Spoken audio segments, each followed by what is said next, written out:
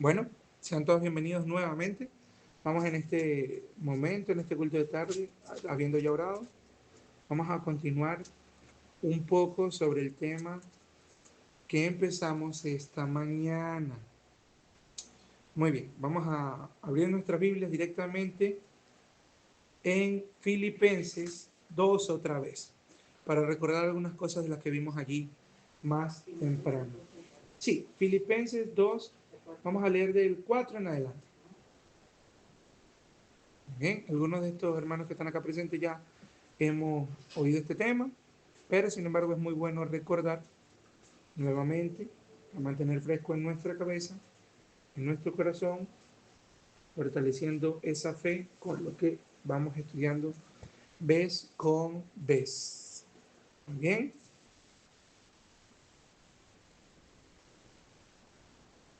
dice lo siguiente desde el 4. No mirando cada uno lo suyo propio, sino cada cual también por los otros. Haya pues en vosotros este sentir que hubo también en Cristo Jesús, el cual siendo en forma de Dios, no estimó el ser igual a Dios como cosa a que aferrarse, sino que se despojó a sí mismo, tomando forma de siervo. ¿Qué más? Hecho semejante a los hombres, y estando en la condición de hombre, se humilló a sí mismo, haciéndose obediente hasta la muerte y muerte de cruz. Es necesario decir el siguiente para enfatizar, por lo cual Dios también le exaltó hasta lo sumo y le dio un nombre que es sobre todo nombre, para que en el nombre de Jesús se doble de los que están en el cielo y en la tierra y debajo de la tierra. Muy bien. Ya. Interesante ver esto acá porque ya vemos como el remate de lo que veníamos hablando. Aquel que en forma de Dios se hizo forma de hombre y estando en condición de hombre siervo, siervo hasta la muerte. Entonces el 9 introduce la idea de por lo cual. ¿Qué significa ese por lo cual? Por lo cual, o sea, por lo anteriormente dicho. Por lo cual. ¿Se entiende? Es algo consecuente a lo que vivimos anteriormente. Por esto... En razón de... ¿Cómo? En razón de... Ok. En razón de lo que leímos arriba, Dios también le exaltó hasta lo sumo. ¿Qué significa hasta lo sumo? Lo máximo. Hasta lo máximo. Lo máximo. Entonces, esa exaltación, vemos entonces, muy bien, se escucha. Amén. No, que se escucha la risa. Vemos las dos direcciones, bajada, ¿verdad? Y de repente vemos entonces una subida. Esa cuestión que mencionamos ahora sobre esta, digamos, direccionalidad es en cuanto a la humillación.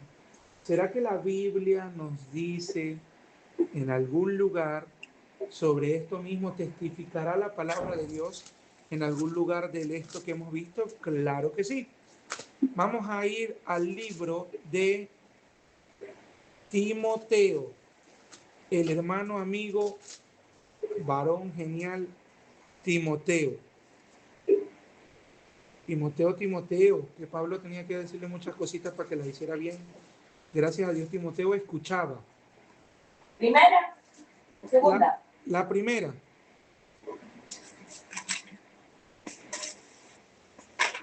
Muy bien. Vamos a ver algo acá bien sorprendente desde el 15. Para que si tardo 3, 15 y 16, vamos a leer. Ok. Para que si tardo sepas cómo conducirte en la casa de Dios, que es la iglesia del Dios viviente, columna y baluarte de la verdad. E indiscutiblemente grande es el misterio de la piedad. Dios fue manifestado en carne, justificado en espíritu, visto de los ángeles, predicado a los gentiles, creído en el mundo recibido arriba en gloria. Hace un poquito de interferencia. Abran los micros cuando vayan a hablar, por favor. Muy bien. La parte que iba a... ¿Alguien tiene abierto? Ah, ya. Esta parte es lo que queremos puntualizar ya. E indiscutiblemente grande es ¿el qué? El misterio, ¿verdad? De la piedad. A continuación, en mi Biblia hay 2 puntos, ¿ya?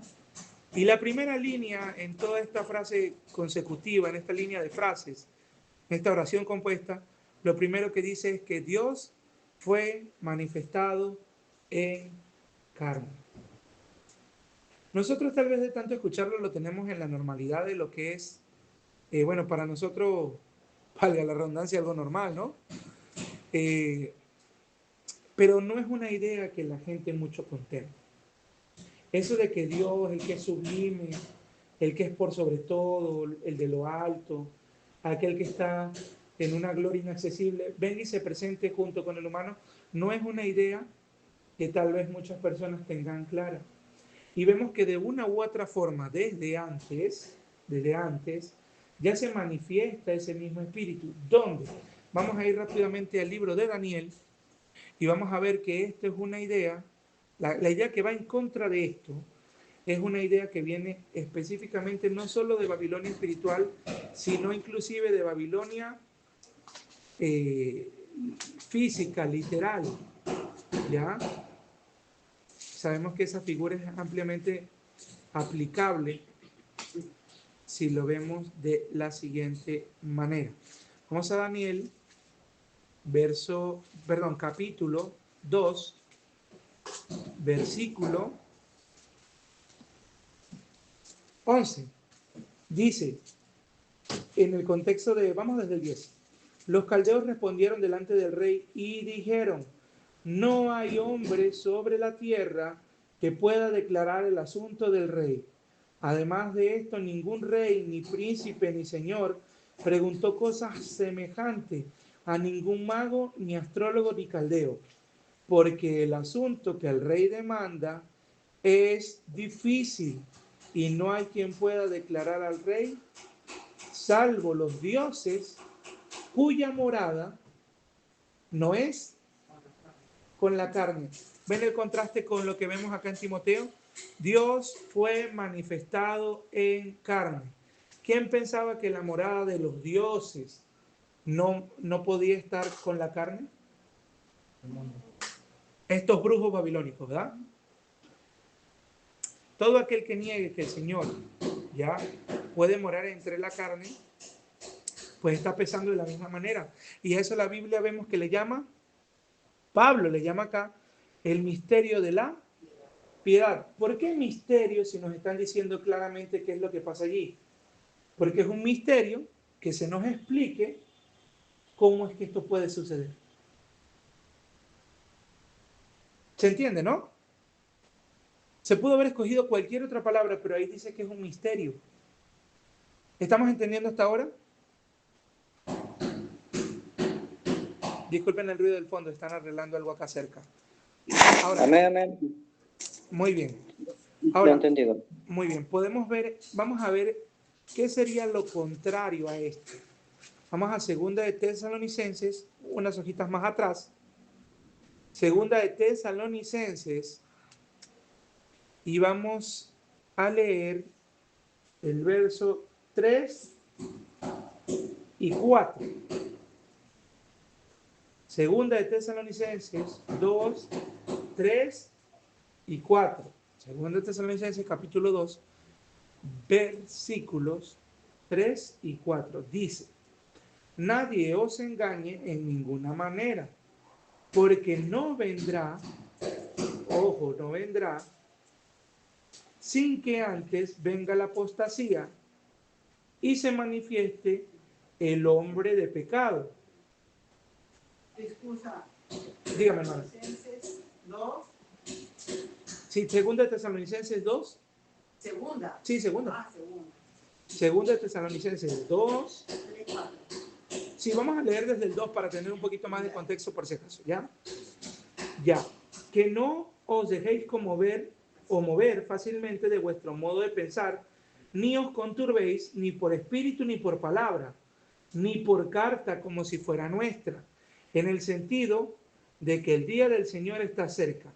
Nadie os engañe en ninguna manera, porque no vendrá sin que antes venga la apostasía y se manifieste el hombre de pecado, el hijo de perdición, el cual se opone y se levanta contra todo lo que se llama Dios o es objeto de culto, tanto que se sienta en el templo de Dios como Dios, haciéndose pasar por Dios. ¿Esto qué sería? La iglesia católica. Ese es el inicuo, exacto. Vamos a adelantarnos hasta el 7. O vamos a seguir leyendo corrido para que no perdamos la ilación. ¿No os acordáis que cuando yo estaba todavía con vosotros os decía esto? Y ahora vosotros sabéis lo que lo detiene, a fin de que a su debido tiempo, ¿qué cosa? Porque ya está en acción el qué. ¿De qué cosa? Solo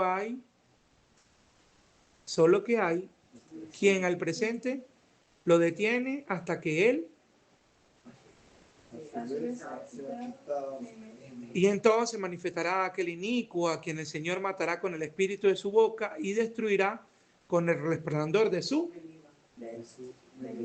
Acá hablo de ese poder papal, ¿ya? Pero vemos claramente que ese poder papal manifiesta una actitud. La actitud es lo que dice en el 4. ¿Qué es la actitud que manifiesta en el verso 4?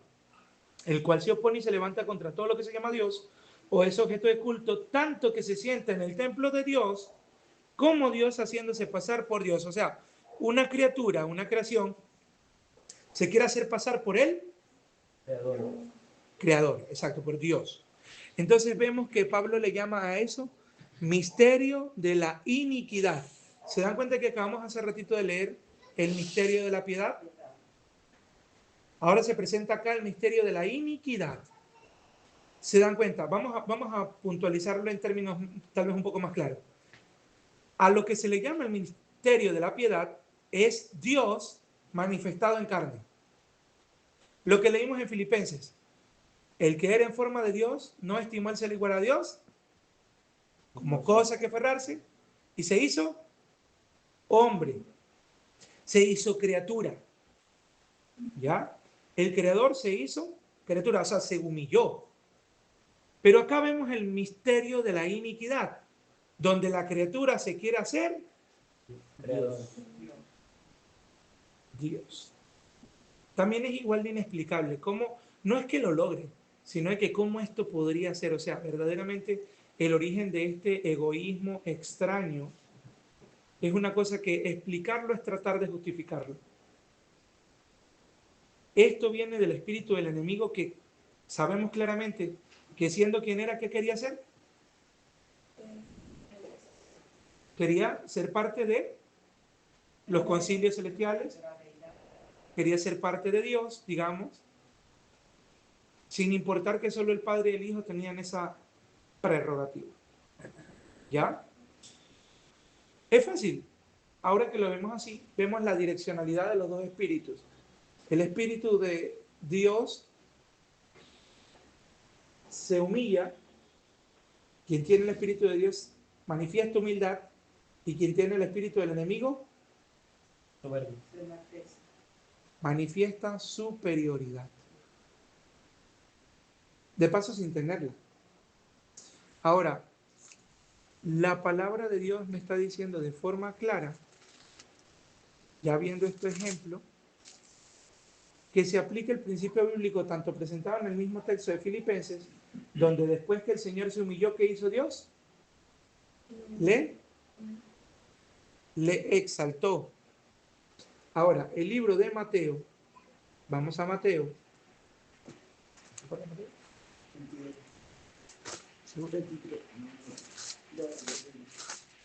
El libro de Mateo, vamos al libro de Mateo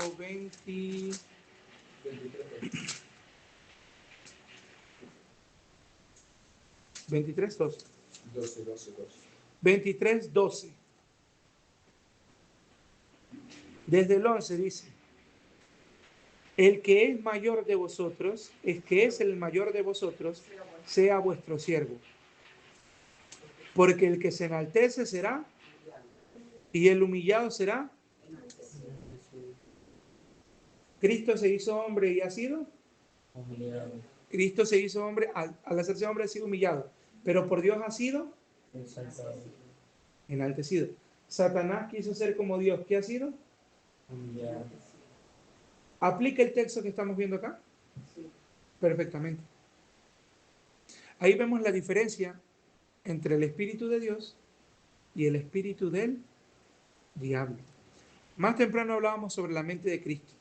Cristo nace como nosotros en la carne, pero no nace con la mente que tenemos.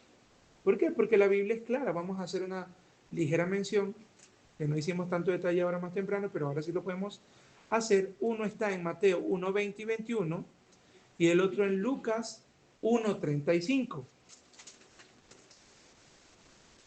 Mateo 1, 20 y 21 dice, y pensando él en esto, he aquí que un ángel, José, del Señor se le apareció en sueños y dijo, José, hijo de David, no temas recibir a María, tu mujer, porque lo que en ella es engendrado del Espíritu Santo es, y dará a luz un hijo y llamará su nombre Jesús, porque él salvará a su pueblo de sus pecados.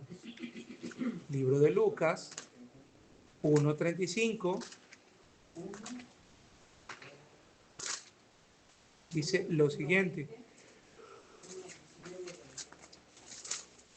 Ahora, Lucas. Respondiendo el ángel le dijo, el Espíritu Santo vendrá sobre ti, le hablaban a María, y el poder del Altísimo te cubrirá con su sombra, por lo cual también el santo ser que nacerá, ojo que hablan de un santo ser, será llamado Hijo de Dios. ¿Cómo se le llama al ser que nace de María? Jesús, Según el texto que acabamos de leer. hijo de Dios. Ese es como se le llamará, pero ¿cómo lo describe? Cuando dice, esto nacerá. Santo ser que nacerá. El santo ser que nacerá. ¿Qué significa santo? Impecable. El que ha sido destinado para un propósito santo, consagrado. Entonces, vemos esta clara mención, ¿por qué? Porque entendemos que si se cumplen las palabras, vamos al libro de Juan, que el Señor le dijo a Nicodemo, vemos en Juan, vamos a ver el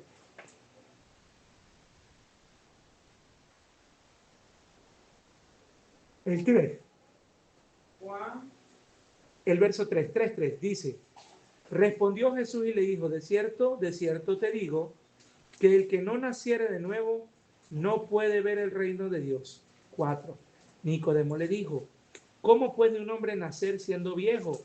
¿Puede acaso entrar por segunda vez en el vientre de su madre y nacer? Respondió Jesús, de cierto te digo, que el que no naciere de agua y del Espíritu no puede entrar en el reino de Dios. A veces debemos agradecer un poquito aquí la terquedad de este hombre, de no entenderla a la primera. Porque nosotros podríamos decir exactamente lo mismo. En la primera oportunidad el Señor le dice que el que no naciere de nuevo no puede entrar en el reino de Dios. Y Nicodemo se asombra como si fuera algo muy difícil de entender. Y le dice, ¿acaso puedo yo entrar otra vez en el vientre de mi madre? Jesús no le empieza a responder esto que él aseveró, sino que le dice de forma clara algo a lo que Nicodemo no podía escapar. De cierto te digo que el que no naciere de agua y del Espíritu no puede entrar al reino de Dios, refiriéndose claramente, ¿verdad?, al bautismo y al nuevo nacimiento, que es la regeneración en nuestro ser interior por medio del Espíritu Santo de Dios. 6 dice, lo que es nacido de la carne, carne es, y lo que es nacido del Espíritu, Espíritu es. ¿Nosotros nacemos de la carne? Sí, ¿Jesús nació de la carne? sí. ¿Jesús nació del Espíritu? ¿En qué momento? Cuando fue concebido. Al nacer nomás. Él nació de la carne y nació del Espíritu, porque el Espíritu cubrió a María. Vemos esto claramente definido allí. Ahora, explíquenos esto, ¿cómo es? Pues no es para nosotros más fácil que referir la misma escritura cuando habla de que es el misterio de la piedad. Que nos expliquen cómo eso pudo ser posible. No es lo que nosotros nos es pertinente acá. Nos toca creer porque así está escrito. Así está escrito. Ahora, a nosotros, ¿en qué momento nacemos del Espíritu? En algún momento posterior a nuestro nacimiento. Nacemos de la carne, como naturalmente nacemos, y nacemos del Espíritu por medio de la potestad de haber creído en el Señor, ¿verdad? Y Él nos ha dado el privilegio de poder ser llamado hijos de Dios. Vemos claramente esta idea acá. Ahora, con todo esto, ¿en qué podemos resumir todo el tema o en qué podemos condensar el tema en sí mismo? Fácil, vamos a Hebreos, vamos al libro de Hebreos. ¿Bien? Y vamos a ver que en el verso 2 se nos dice lo siguiente. Así que, por cuanto los... Hebreo 2. 14.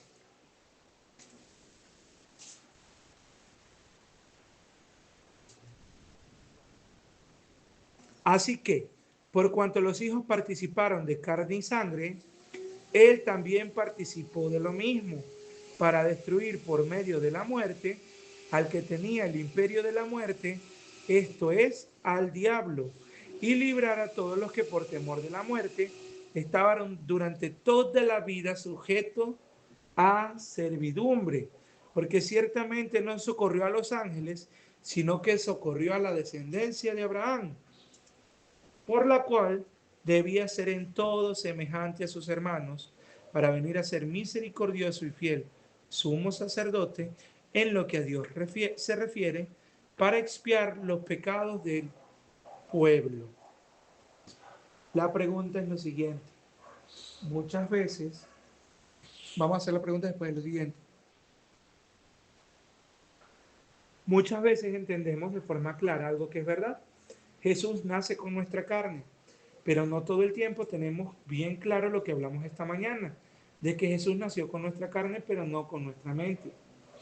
Y no nació con nuestra mente porque su mente nació tal cual como la mente regenerada al nacer del Espíritu. La condición en la que el Señor Jesús estuvo en esta tierra, repetimos, bien es claro que es como la de Adán después de pecar, en cuanto a la carne. Pero en cuanto a la mente, el Señor vino libre de toda opresión del pecado. Es lo que vemos acá. ¿Cómo lo podemos ver en los textos mencionados? Fácil. Antes de leer del 14 al 17, como lo hemos hecho, hay una parte que es muy interesante, que es Hebreos 2:11. Allí dice lo siguiente. Vamos a leer desde el 10. Porque convenía a aquel por cuya causa son todas las cosas. Sí, claramente. Vamos a leer desde el 10. Porque convenía a aquel por cuya causa son todas las cosas y por quien todas las cosas subsisten, que habiendo de llevar muchos hijos a la gloria, perfeccionase por aflicciones al autor de la salvación de ellos. Una pregunta, si vamos a ser totalmente enfáticos, ¿quiénes tienen la oportunidad de salvación? ¿Todos o un grupo? Todos. Absolutamente todo el mundo.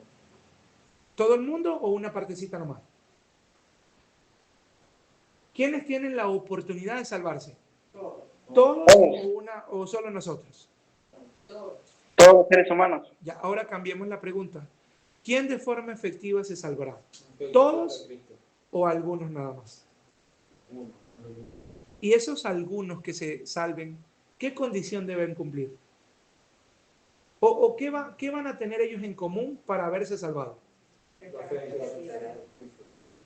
Haber aceptado al Señor, ¿verdad? Entonces aquí vean cómo la expresión, de repente con ese entendimiento, se vuelve un poquito más amplia porque dice, porque convenía a aquel por cuya causa todas las cosas, son todas las cosas, y por quien todas las cosas subsisten, o sea, el creador y sustentador, que habiendo de llevar a muchos hijos a la salvación, ojo, hijos a la gloria es que dice, perfeccionarse por aflicciones al autor de la salvación de ellos. Está hablando de lo que efectivamente se salvan.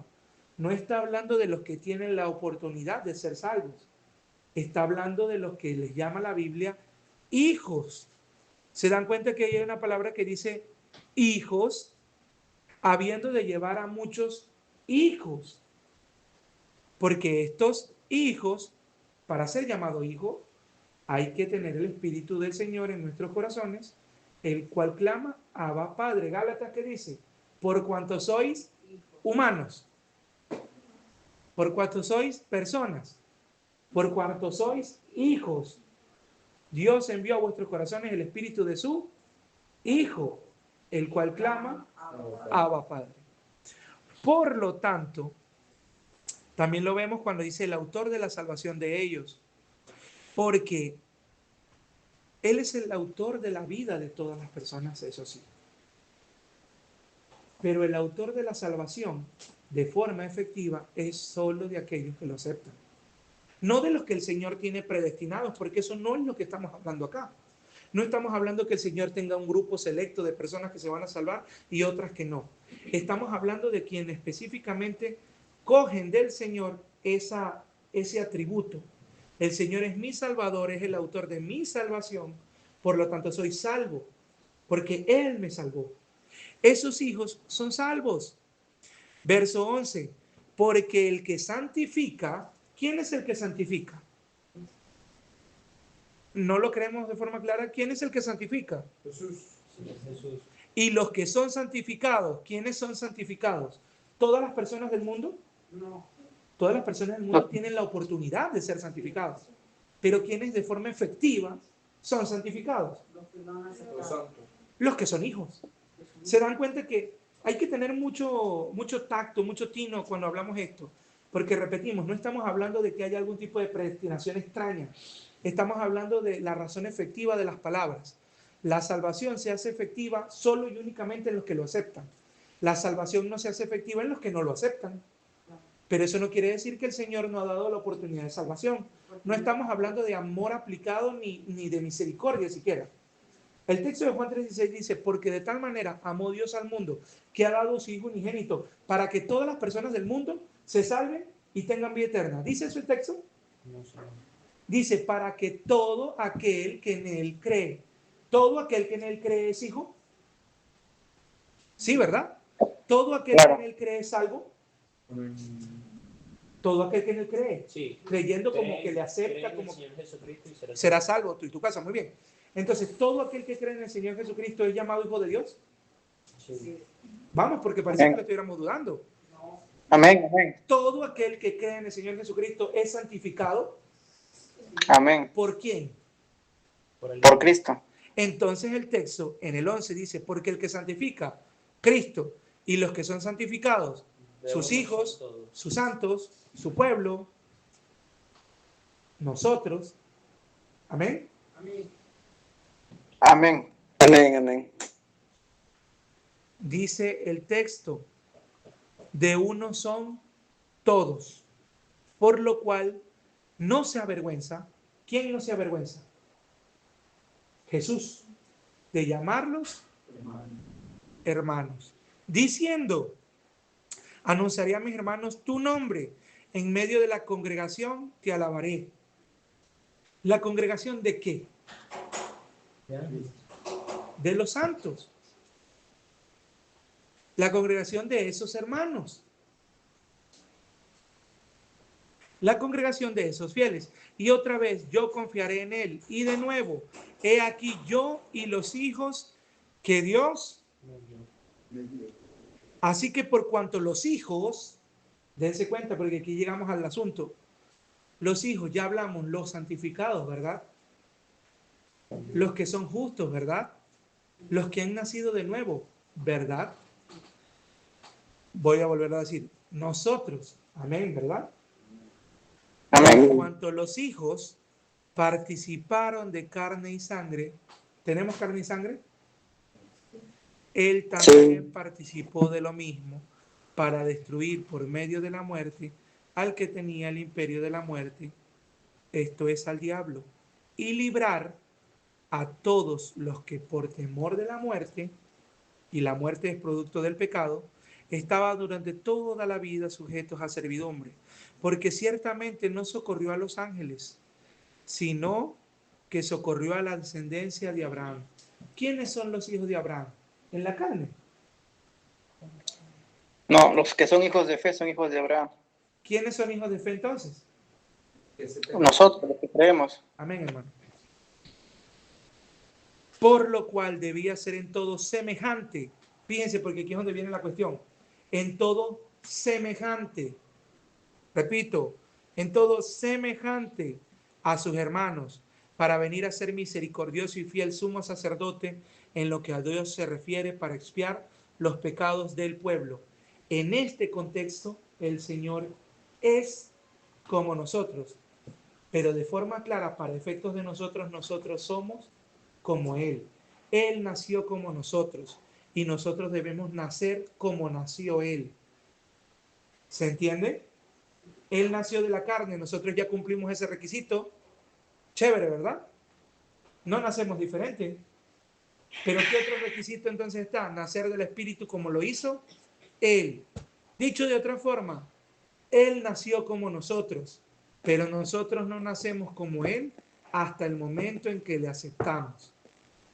Por eso es que en este contexto de Hebreos, dicho de esta forma, Él es en todo semejante a nosotros, si es que está hablando un regenerado.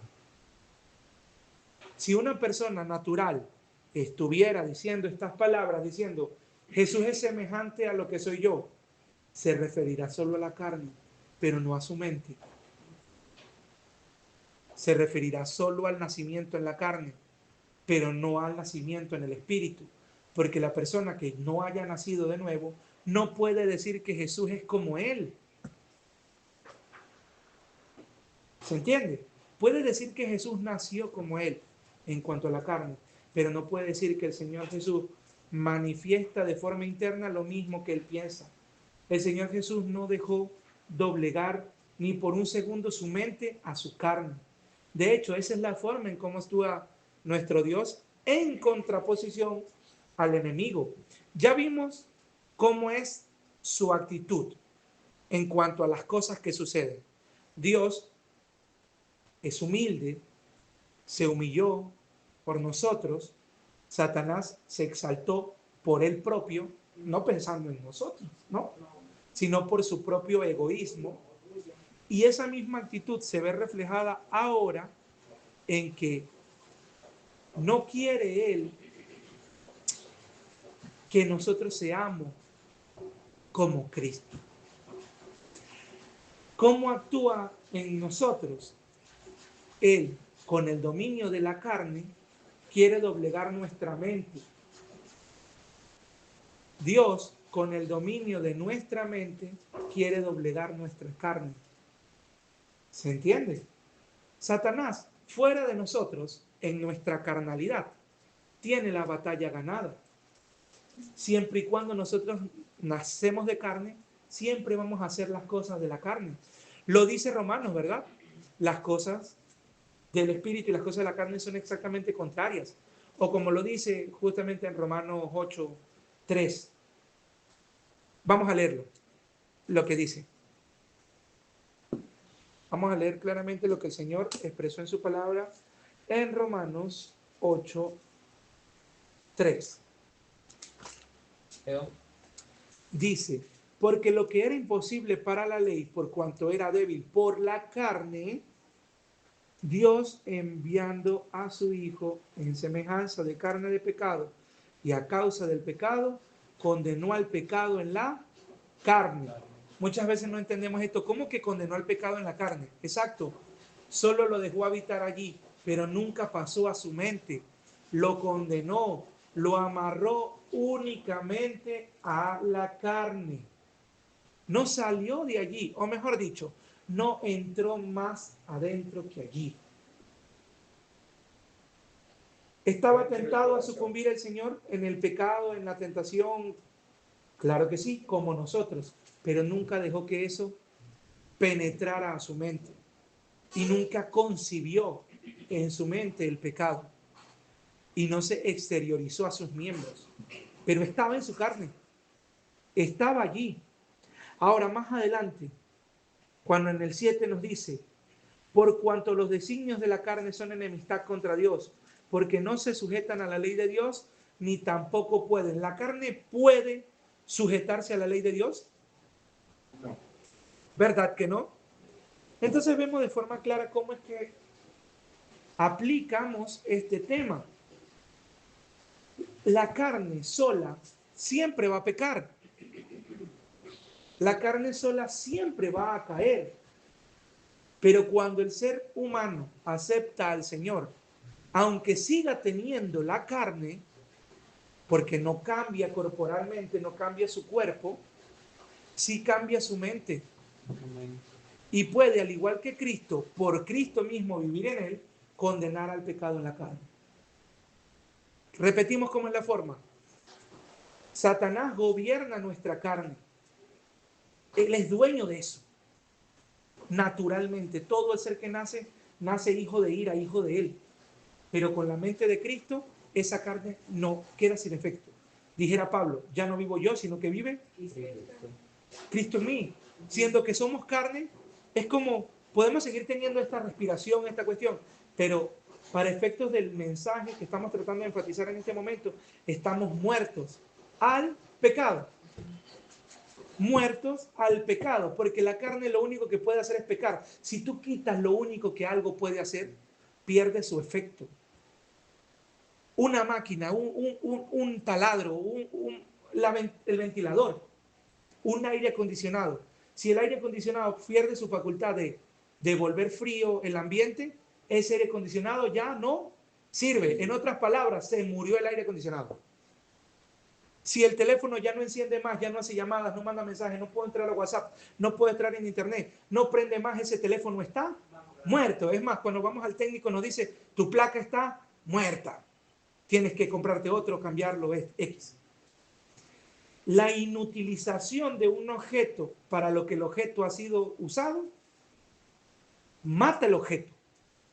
Entonces, si la carne solo sirve para pecar, en el momento que la mente del Señor condena ese pecado y la carne ya no peca más, con la ayuda de la mente del Señor, con la mente del Señor, entonces esa carne murió.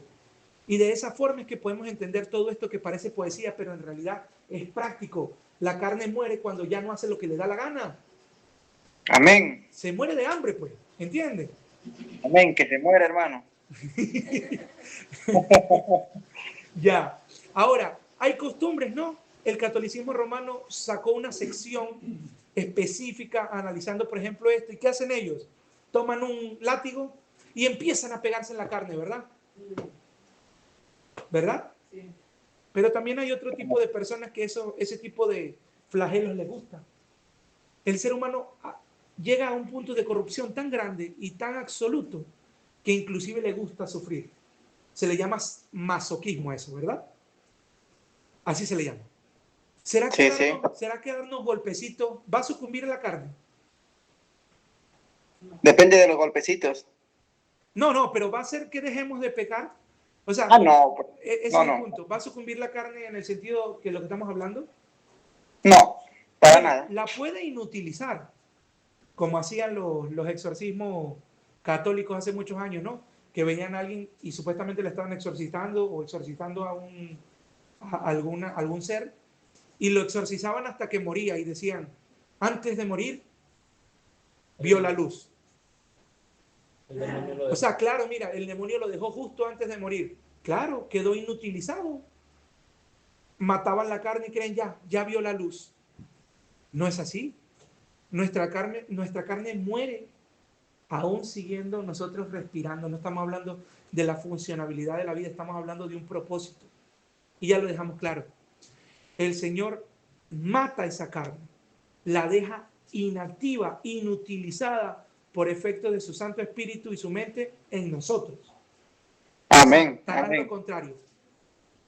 Aprovecha que el ser humano no tiene de forma natural esa mente y usa la carne para corromper y corromper y corromper esa mente hasta un punto de que él quiere llevarlo a un punto de no retorno. Eso es lo que quiere el diablo, usar la carne para doblegar nuestra mente.